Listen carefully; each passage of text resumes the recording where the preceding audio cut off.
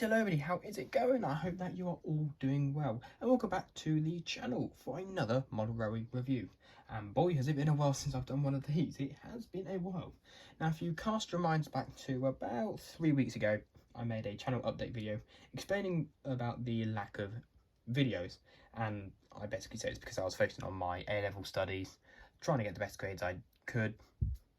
Obviously, they finished, and I did get my results today as well. It was results day today, Thursday the 18th of August, and it turns out I did very well. So it just shows that it paid off not doing YouTube for about a month, I think it was. Focused on my studies, and it paid off. So that's that. But I did mention I had half filmed a review, and that was the running session of this, the Princess Coronation. Obviously you know what it is by seeing the title, and if you watch my channel update video, you should probably know that this review is coming, because I did mention I had filmed half, which was the running session. Now I've got the detail section, so may as well, without further ado, get on with it. So here it is, Hornby Princess Coronation. This one, Princess Victoria 6205, in the gorgeous LMS maroon colour. I do apologise for that noise, that was my blinds just being sucked out of the window by the wind. Yeah, I've got my windows open because recently in the UK we have experienced one of the worst droughts and heat waves I've ever known. Got as hot as 40 degrees a few weeks ago. My goodness me, it was unbearable. So yes, it's definitely cooler now. We've had some rain, finally. But I've still got my windows open because my bedroom is quite warm at the moment. Losing track there, going off topic. Back to the railway, or the train. Like I said, 6205 Princess Victoria in LMS maroon. Come on, Cameron, speak English today. In LMS maroon, which I have got one other LMS loco, however it's in LMS black. So I saw this pop up, I thought, yes, I will have it. For two reasons. One, because I love the LMS maroon colour, and I have got some LMS coaches to go with it. But second of all, the insane discount. So I bought this for $169.99 or 95. I think it was that. If I've got a screenshot of the website, I might insert it now. If I haven't, obviously you'll continue looking at the video. But I say insane discount, it was down from 284. That's about £115 off. Like, what? I'm not exactly sure why it was that expensive. I mean, it's DCC fitted, but it's not like it's got sound or anything. So I did buy this from DRL's Models. That is my current retailer of choice, simply because it's a fabulous website. They care about customers as well. Like, their packaging of delivering is just superb, super protective. And also, every time you buy something, you get reward points to spend. If you build them up, you can get money off your models. It's a no-brainer. So I would certainly recommend DRL's Models for your model trains. So yeah, not entirely sure why this was so expensive, but when I saw it was down to $169.99, I think it was about that, I thought, snapping it up, yeah. And there was actually about 12 available. I was quite surprised. I thought it might just be a one-off. No, there was about 12 of them. So other people out there have got the same deal as me. Very, very pleased. But without further ado, let's have a look around the box. So the code number is R3999X, LMS Princess Coronation Princess Victoria, number 6205, and you can see it does say DC fitted. If we turn over the box, you can see it was classified as a 7P, so pretty powerful, well, not pretty, very powerful passenger locomotive. In the middle we've got some brief history. Feel free to pause the video and read that, but as usual I do include history down in the description as well. And on the other end of the box here we have the drawing from Hornby, dated 2018, which so it's relatively new tooling, only 4 years old, and I'm pretty sure Hornby released this at the same time they released the Princess Coronation, which I also got. I got that in about 2019, I think, which you'll see running later. Done a review on that, top corner if you would like to watch that. But I keep saying this phrase, without further ado, let's get into the box. Taking off the outer sleeve packaging. Lift it up to reveal the paperwork. So So first off, we've got a little card here, derails. They always do this. Your item was tested before dispatch, tested by signature. Here we've got something about DCC decoders, R82497150 and R7274. Hornby DCC decoders. So it's talking about different DCC decoders. Okay, important. I'll definitely read that. But this is where this is what the piece of paperwork we actually care about. Princess Royal Class 462 steam locomotive and tender, TCC ready, fitted, sound, operator maintenance instructions, and it's the usual instructions from Hornby, with the general on the left hand column, routine maintenance on the right hand column, DCC ready, running hints, all that good stuff. Open up the middle, lubrication, accessories, assembly, body removal, close coupling, DCC ready / sound, and there you can see, as is the norm now with Hornby, DCC decoder goes in the tender, and brake rods, which do come in the detail pack, which you can see right there. So put the paperwork on back in the box, and let's dive into the block of ice, shall we? Taking off the outer sleeve, which is a bit tight,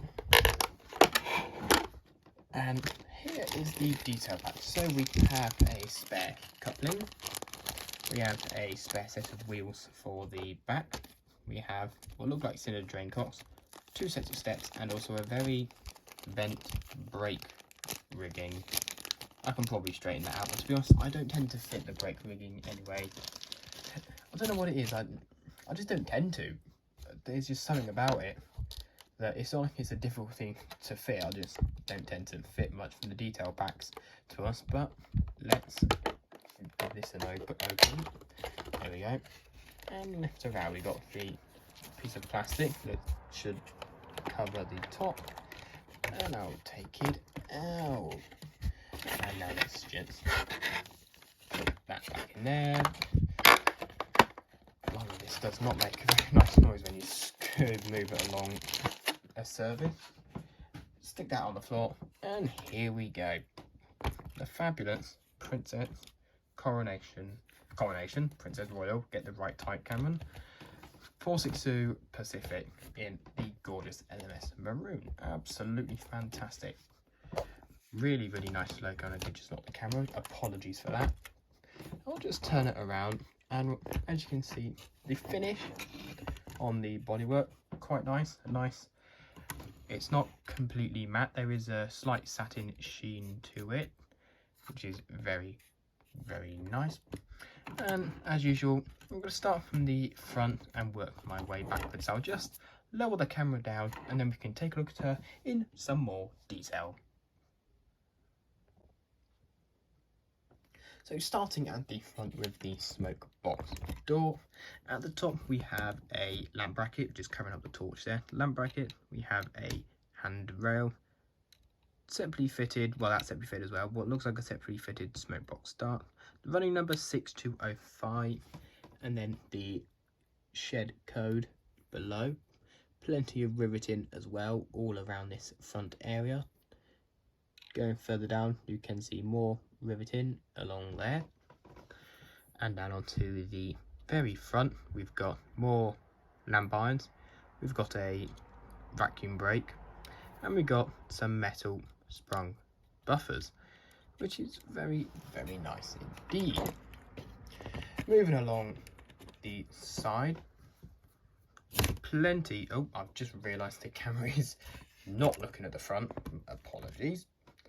Well, the first thing I actually do want to point out is the lining as well. Like this, the whole running board is so thin, and they've managed to get that lining absolutely spot on. All the way down to the cab, all the way onto the tender. Got some banding around where the boiler and the smoke box join as well.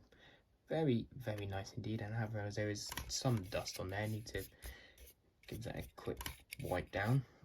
We obviously have the separately fitted handlebar that goes all the way down the length of the boiler, and what looks like a pipe. On the splashers, The lining executed perfectly as well. Princess Victoria nameplate, and we do have the reversing rod here, which is made of metal, not flimsy plastic like I had on my Lord Nelson class. Again, all the coupling rods really nice looking. The cylinders here, lining all around that as well. And again, I just apologise if you see any noise, hear any noise. A moth has just flown into my room. Give me a minute, let me just evacuate that and I'll get back onto the video. Right, I do apologise for that insanely rude introduction, but Moth has now been evicted back outside. Where was I? I was down here somewhere. I think I was on the cylinders here. Yeah, lining absolutely crisp there. Good amount of riveting down below near the bogie as well. And as we continue here down to the cab, you can see where the handrail finishes and the pipe and the start of the brake rod up the top here. I'll just give it a slight twist. You can see the 4 safety valves, all made of metal, which looks so much better than that horrendously painted gold plastic. Really doesn't look good. I say that, is that what the whistle's made of? I think it is. I don't think the whistle is. I think the whistle might be plastic and painted gold, but to be honest, it's so small, that's not actually that bad. And continuing the lining all around here, where the top of the cab meets the firebox, absolutely fabulous. And it continues all the way down and onto the cab. Now, on the top of the cab, we do have the air vents that do open. Very nice, including plenty of riveting all over as well. Bit of dust off and fluff. The cab side, plenty of riveting. The lining as well, absolutely crisp. 6205, beautifully printed. And the 7p also very nicely applied there. Do have some glazed cab windows on the side there, and also on the front here as well. Very nice. Down below we have another pipe sort of rigging, you could say pipe rigging, is that a word?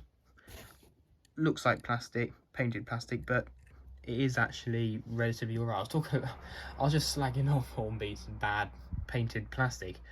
I'll take some pictures of some models I've got with the bad plastic, but actually they haven't done too bad a job on this, which is very nice to see. Twisting around, we do have the cab doors here. We do have what looks like a nice etched piece there which moves. Very nice.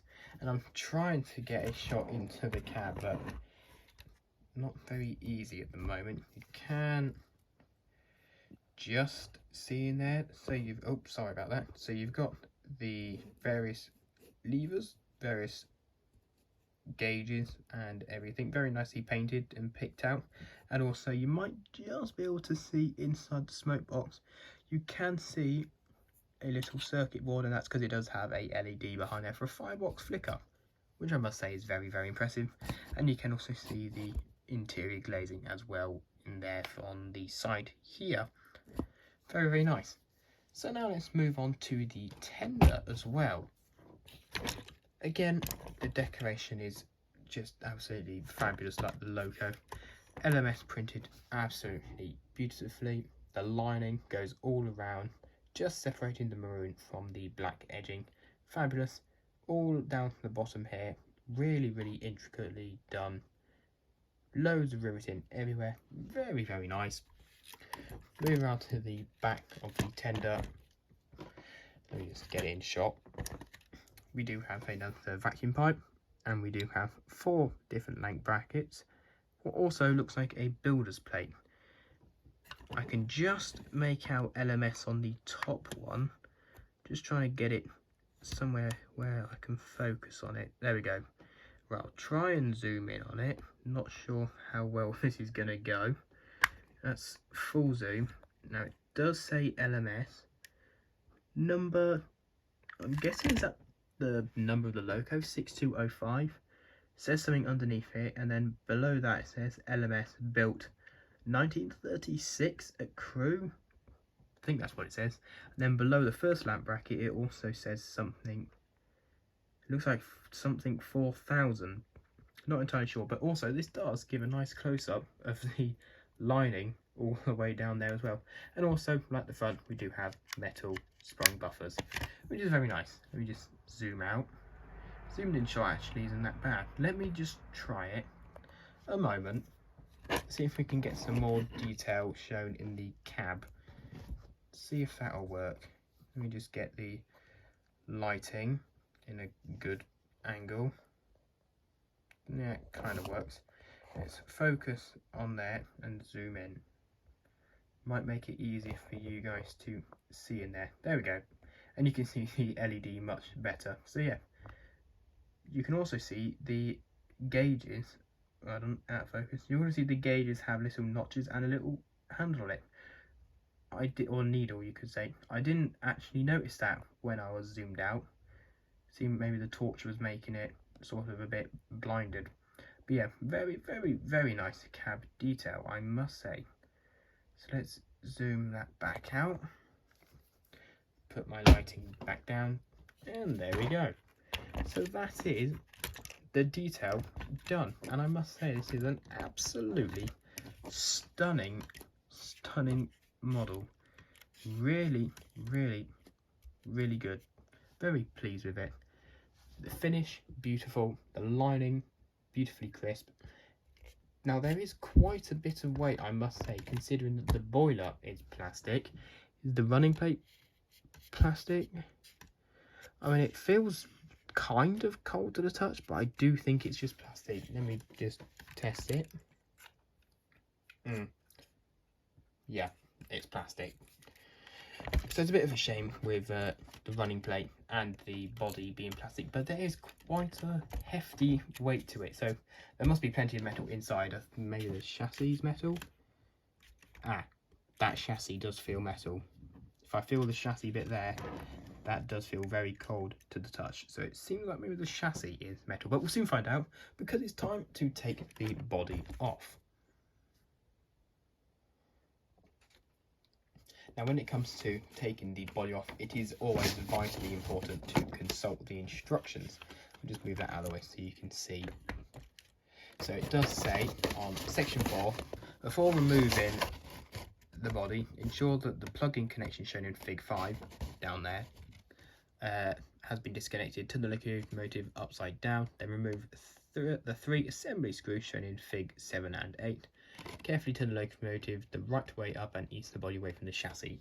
So you want to unscrew from the back, just below the cab. You want to unscrew the front bogie so you can then access the second body screw just underneath there. And then if you wanted to remove the tender, 2 screws at the front, and then you do that sort of thing where there are 2 lugs and you sort of pull it forwards a little bit and then lift it up. I've got that on my Black 5. It can be quite stiff sometimes, but it does work. So the first thing I'm going to do is take out the plug.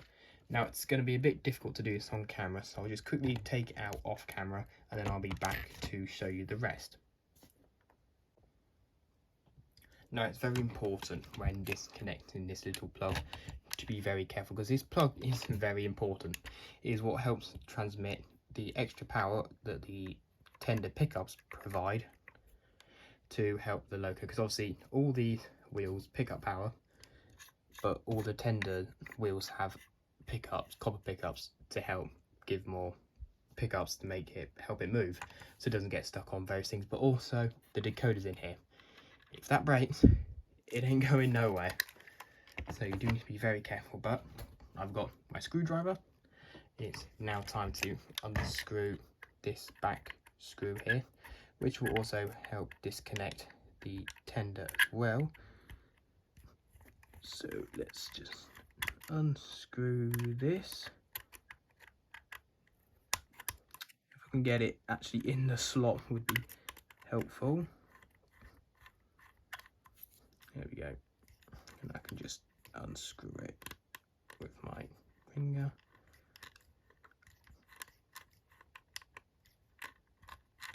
he says. Wow, how much thread is on this thing? Right, that does seem like it is. Yep, there we go. And the tender is separated. Big chunky screw to keep that together, but the other two aren't so. So put the screw to one side. Now it does say to disconnect or unscrew the ponytail, but you don't have to. Look, you can literally twist it and reach that. Wrong screwdriver. Let me grab my Phillips head. And look at that. You don't need to take off the pony truck. And abracadabra, and the screw did just fall out. Abracadabra, we have a body. Well, we have a chassis and a body. So here's the body. Very light, all plastic. But this is where the weight comes from. Just look at this. A massive block of metal here. Absolutely huge. This whole chassis made of metal. Very nice, girthy 5-pole motor. And a very chunky flywheel, which is very nice to see as well. Around the back here, you can see the LED responsible for the firebox flicker. Responsible, it makes it sound like it's done something wrong, like you're responsible for this crime. What helps cause the firebox flicker, and obviously here is the connection to the tender, and it goes up here into the back of the motor. So yeah, very, very heavy chassis, nice powerful motor, big chunky flywheel, very, very nice indeed. So let's put the body back on. All of that to just have a look. Actually, I will just show you again. Underneath here, got pickups going through all wheels, very, very nice. And like I mentioned on here, also pickups, you can just about see them. Just about. Focus. Just in there. Just there. One there. The lighting isn't the greatest at the moment. There we go, you can actually see them there. Going all along the tender. Very, very nice indeed. I can actually just show you how to do the tender, for anyone wondering. Let me just move that out of the way. So yeah, 2 screws either side here. I have found that particularly on my Black 5 that these screws are a bit hard to budge. They tend to sort of be like really screwed in hard. So I'll quickly do a time lapse of this and then I'll get back to you.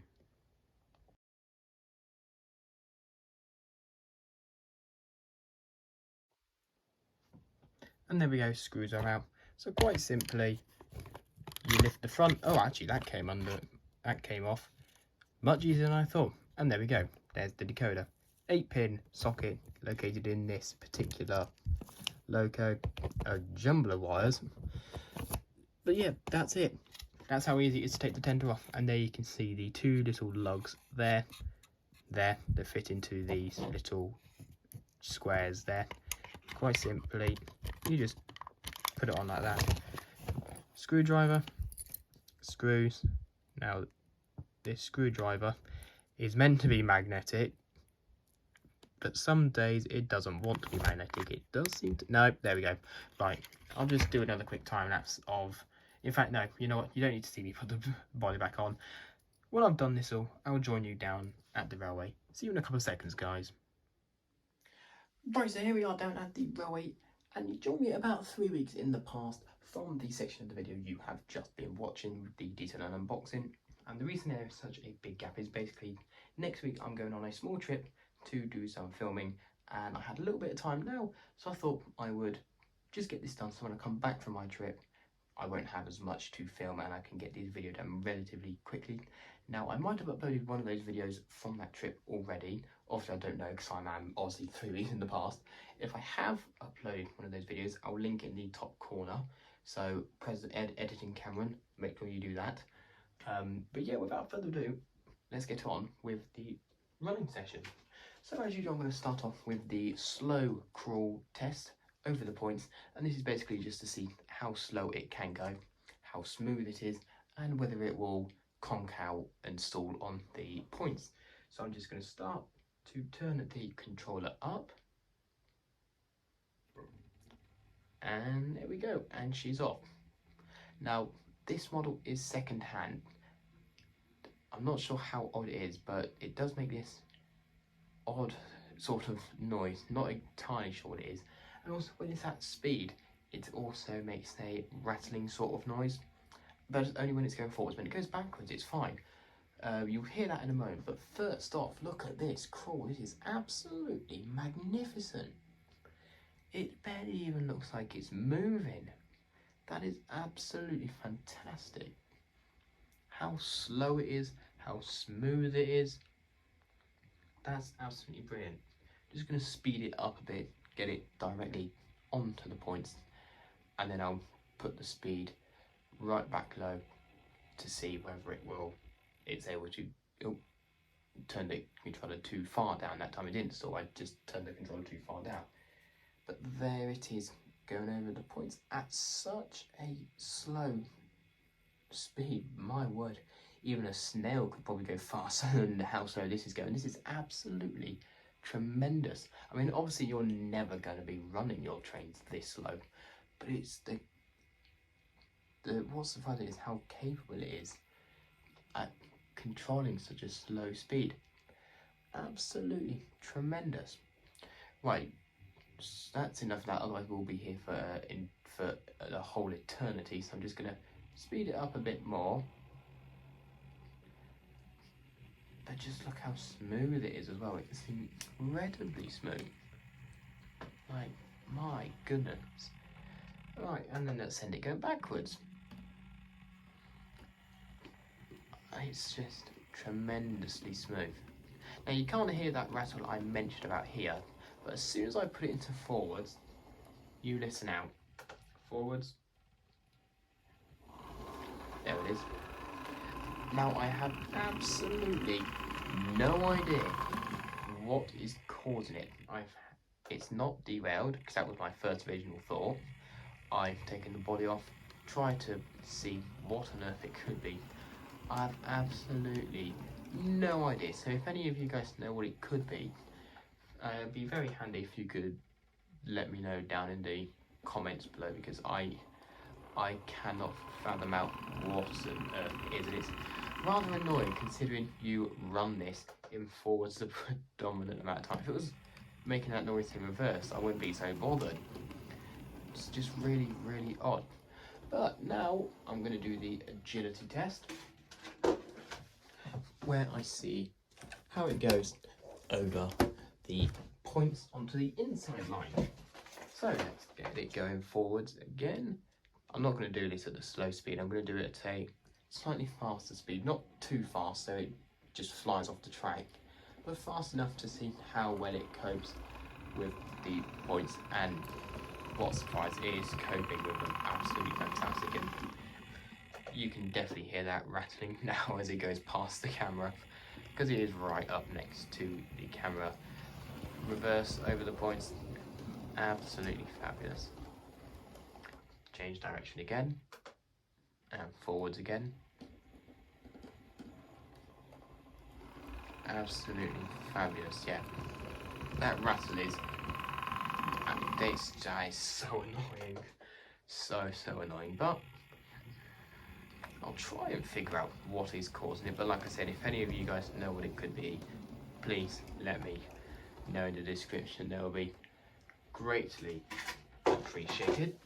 But I shall now switch the points, and now I'm going to go and collect the coaches it will be hauling. So I'll be back in a couple of seconds. And so here we are, and the coaches it is going to be hauling are some absolutely gorgeous LMS maroon coaches, which suit it so well. Absolutely fabulous. But before I get the train it will be running with and get some different shots, I do just want to show you the firebox flicker inside the loco, which is absolutely fantastic. It looks so effective. So I'll just let it pass and run by again, and then I'll give you a quick shot of the firebox flicker in use. And you can see the firebox flicker is really, really noticeable. Absolutely fantastic. I had no idea this was actually a feature until I got it. Now I'm just going to do a quick test and see whether it flickers more when it's at speed. Maybe when it's moving, the power makes it flicker more. I'm going to try and lift it up, lift the loco up with the tender pickups picking up power. Hopefully it'll work. If I just lift the loco up, keeping the tender on the track. If I just start it moving, yep, that is working. Tender pickups are definitely working. This is also a good test to show you that the tender pickups work. If I just stop it, no, it doesn't actually appear. Oh, camera's sliding down, hold on. No, it doesn't actually appear that speed actually makes it any brighter. And it's currently zero. Right, let me stop that. But there we go. Firebox flicker, really, really nice feature. Really, really bright. Now this is on DCC. I'm not sure what it's going to be like on DC. Obviously, I don't have a DC layout. This is DCC. But if anyone maybe watching this does have one, and on a DC layout, how does it work? Is it as good on DC? But yeah, looks really, really good and effective. However, you can see the circuit board in the background. You can make out the number 20, but forget that. Right, let's get back to the actual physical running session. Right, so let's get this going, and then I'll also introduce you to the other train on the inside track that will be running with it. Just get this up to speed. There we go, that's a nice speed. And so on the inside track, I'm going to be running the sister locomotive, you could say, of it. Let it just come into shot. And that is, of course, the Princess Coronation, which is going to be completely blocked out now by the Royal coming around again. But yeah, Princess Coronation. Also done a video on this one. This is the Duchess of Gloucester. Very, very, very lovely model by Hornby as well. Pretty sure it came out at the same time as the Princess Royal, and I have done a video on that if you would like to see that, top corner. So I'm going to have this running around two LMS Princess Pacific 462s running around, looking absolutely fabulous. This one in BR Blue with BR Maroon coaches. And so let's now go around the railway and get some shots of a very maroon running session.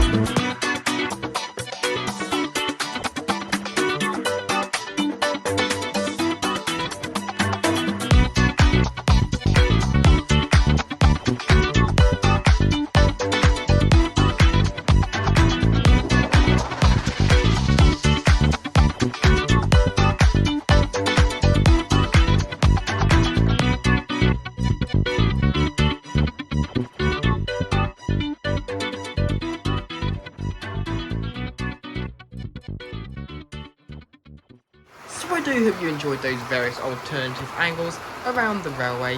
I tried to get a few more shots than I usually do, just to add a bit more variety and show you different shots of the railway from areas you don't generally see in my videos.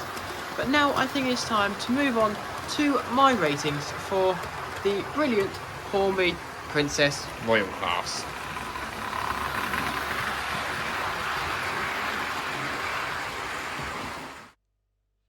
So here are my ratings for the Hornby Princess Royal. For detail, 5 stars.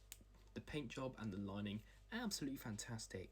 Really nicely applied, and the lining is crisp everywhere it is. Separately fitted parts are plenty. The handrails on the side of the boiler, separately fitted.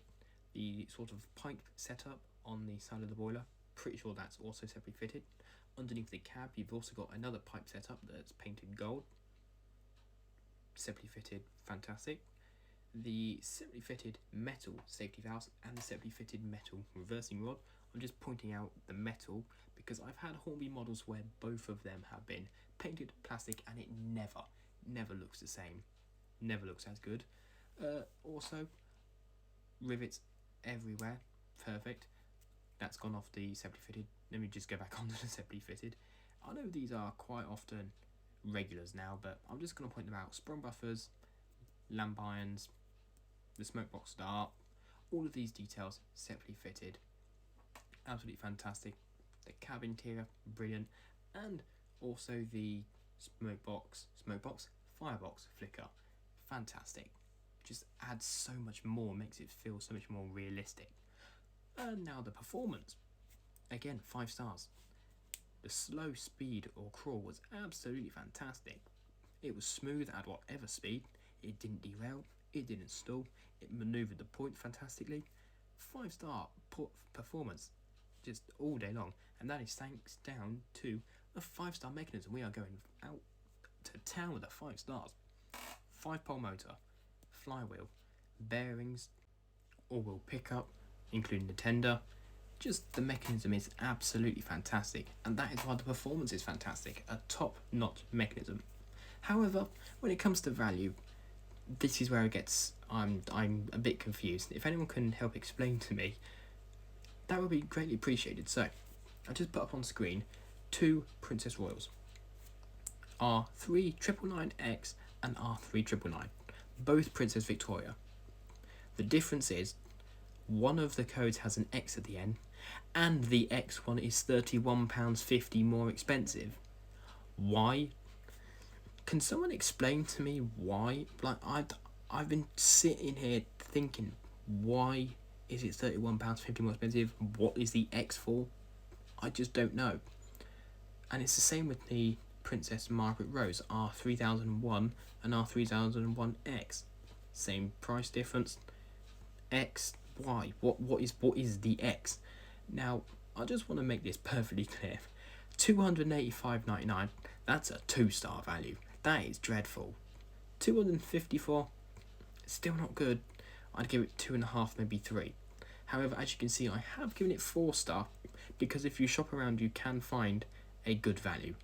Come to think of it, I kind of maybe thinking I should have lowered it to 3, but I'm going to keep it at 4, just because you're getting a fantastic loco for your money. Just sometimes the price can be a little steep, but if you shop around, you can find some good deals. So here on Hatton's, we have R3999, not the X version, Princess Victorian LMS Crimson Lake, £229. So that is a pretty hefty reduction from the £254.99 RRP down to £229. Decent reduction. However, this one, if you want a Princess Royal, don't care what livery, don't care what name, you just want a Royal to add to your collection, check out this. R3855 Queen Maud BR Green with Lake Crest, 159. 159. That's nearly that's like £94. £94 off the RRP. That's mad. And it does say list price $229.99. However, it is down to 159 bargain. 8 in stock at the time of recording. So if you want a Princess Royal, don't care what livery, check out Hatton's for that one. If you want to be specific, they obviously, like I said, have 229 in LMS Crimson Lake or other websites. Kernow Model Rail Centre, 229.95. This one is the R3001 Princess Margaret Rose. And on D-Rails you have many different versions. You have R3854X, 219.90 DCC fitted, so that's the X version. Queen Mod without DCC, not the X version, 206. Queen Mod, the 3855X version, DCC fitted, 229.05. R3999X, Princess Royal, same one I've got, 199.90. Same loco, slightly more than what I paid, but if you want, check out all these various retailers, but like I mentioned, definitely check out the Queen Maud, 159, absolute bargain. But that's enough of me ranting about the price. Let's go back and conclude the video. So that is it from me. I do hope you enjoyed the video. Feel free to give a like and feel free to subscribe to the channel if you would like to see any more videos like this. Let me also know down in the comments below what you thought of the loco and what you thought about my ratings for the loco. But like I said, that is me signing off, and I will see you down the line. Take care, everybody. Bye bye for now.